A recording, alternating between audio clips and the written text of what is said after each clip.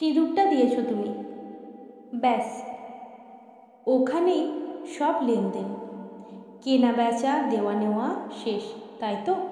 আর তারপর থেকে সব দিতে হয় আমাকে। কি কি দিয়েছি আমি? এই প্রশ্ন আমার আগে নিজেকে জিজ্ঞাসা করো। প্রথম যেদিন এলাম তোমাদের ঘরে, সেদিন তুমি আমায় বললে নতুন ঘর, নতুন সব, নতুন করে শুরু।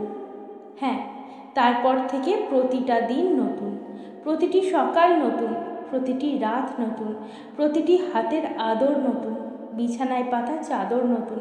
কিন্তু পুরনো প্রিয় জিনিসগুলো ছেড়ে এসেছি আমি।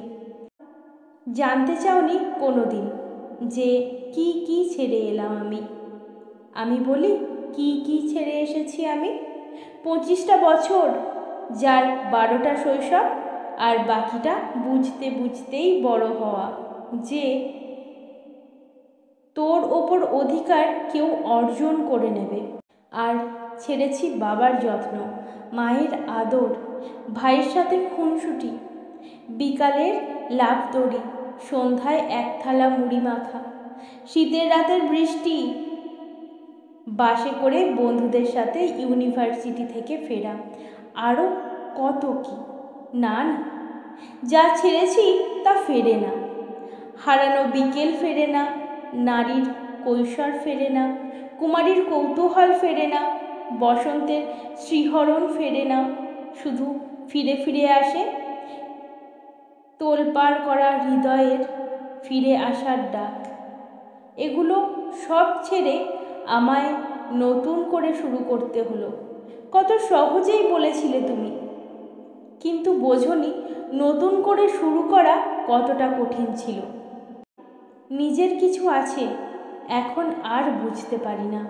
আগে সবই আমার ছিল, মায়ের গয়না নিজের ছিল, বাবার উপহার ভাইয়ের সাথে ভাগ করে নেওয়া ছিল, তবুও তো নিজের ছিল।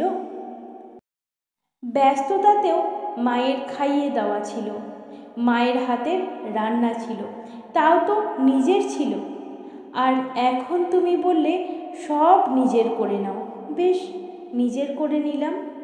তোমার মাকে মা বলে নিজের করে নিলাম, তোমার ঘরকে আপন করে নিজের করে নিলাম, তোমার নামের পদবিখানা নিজের করে নিলাম, রাত দুপুরে সব আবদার নিজের করে নিলাম, তোমার ছেলের সব বায়না নিজের করে নিলাম, সবাইকে খাইয়ে সব শেষে খেতে বসা নিজের করে নিলাম, কাক ভোরে জেগে ওঠা নিজের করে নিলাম। মায়ের কাছে গেলে মা এখনো বলে, কিরে দুমুঠো ভাত খাইয়ে দেব, চুলটা তোর বেঁধে দেব, আজ একটু বেশি ঘুমা না মা, ও বাড়িতে উঠিস না হয় ভোরে। ভাবি ও বাড়িটা সত্যি কি আমার মা? ওখানে আমি কারোর স্ত্রী, কারোর মা, কিন্তু কারোর মেয়ে তো নই মা। এখানে মা আমি তোমার মেয়ে, ঠিক যেমন ছিলাম আগে। তাই এখনও যখন এ বাড়িতে ফিরি মনে হয় মা এটাই আমার বাড়ি আর ওটা শ্বশুর বাড়ি। লেখাটি সংগৃহীত। যদি আপনাদের ভালো লেগে থাকে তাহলে আমার চ্যানেলটিকে সাবস্ক্রাইব করে পাশে থাকার অনুরোধ জানাই বন্ধুরা। আবার দেখা হবে আপনাদের সাথে পরবর্তী কোনো কবিতা বা গল্পের সাথে। আজকের মতো বিদায় নিচ্ছি। সবাই খুব ভালো থাকবেন পরিবার পরিজন নিয়ে।